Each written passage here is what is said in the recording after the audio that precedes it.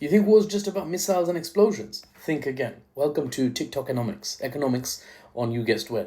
But not Western-centric economic analysis. That's my selling point without the Western spin. As you know, Iran just learned the brutal mathematics of modern warfare, and the numbers are staggering. When the 12-day tussle with Israel ended on the 23rd of this month, Iran didn't just lose military or defense assets, they lost billions indirectly in their economy.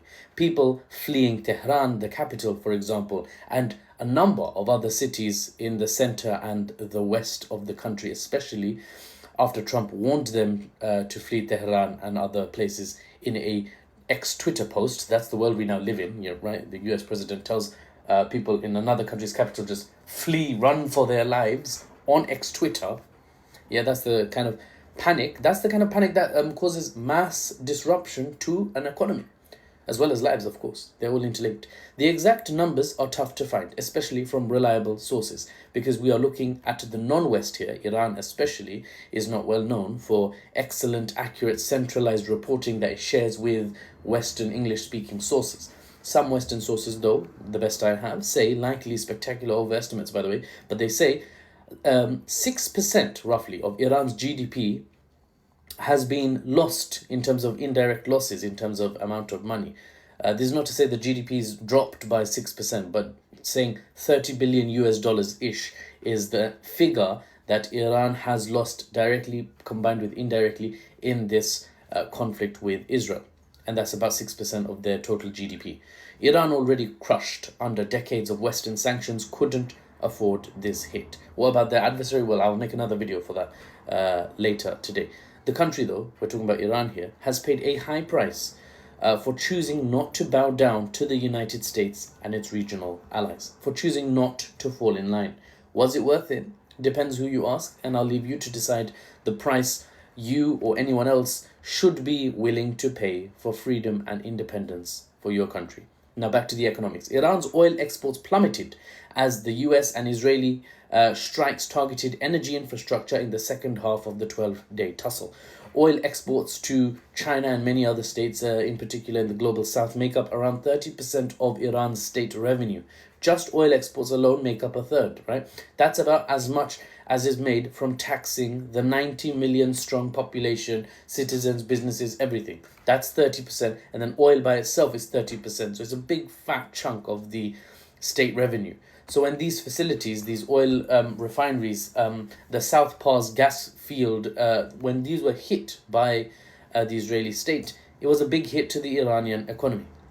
Furthermore, it's currently not known how the hit to Iran's civilian nuclear facilities will affect the economy. Right, that tech is likely to be a net loss. To be fair, to the state anyway. It's something, the nuclear technology facility is something that costs the state money rather than something that makes the state a net profit.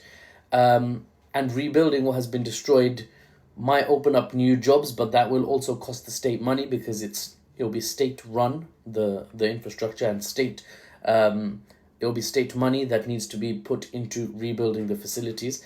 So, it's a mixed bag, but generally it's probably a net loss, right? That's what happens when your infrastructure is hit by an adversary in open conflict, right? In kinetic warfare.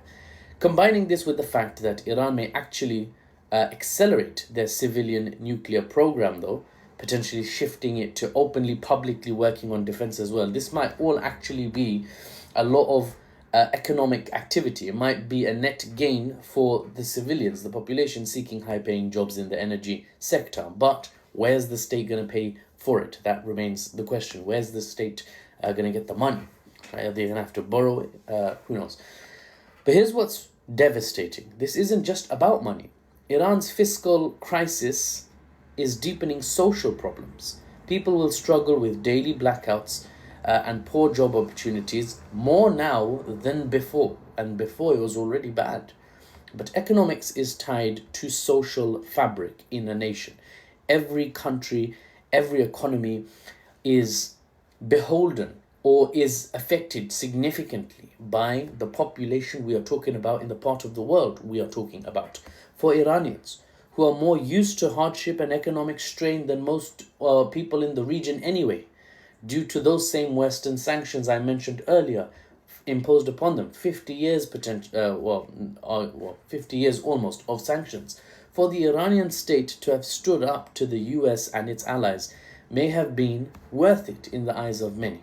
For many Iranians, their state did not back down when faced with injustice and what Iranians see as an unprovoked, devastating attack in practice and in symbolism, in terms of attacking Iran's sovereignty, flying jets over their capital, etc., etc.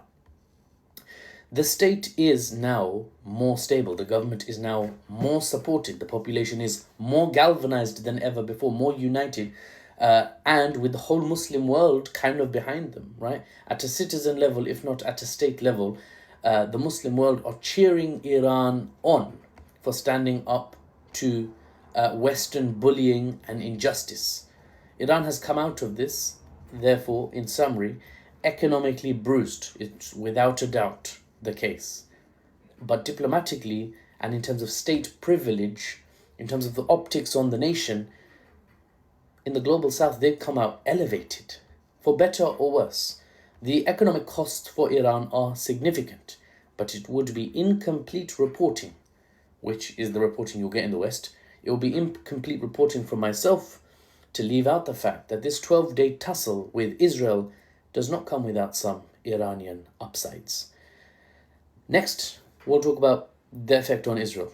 For the unbiased news and analysis without the Western spin, I'm Mahfouz, and I'll see you on the next one.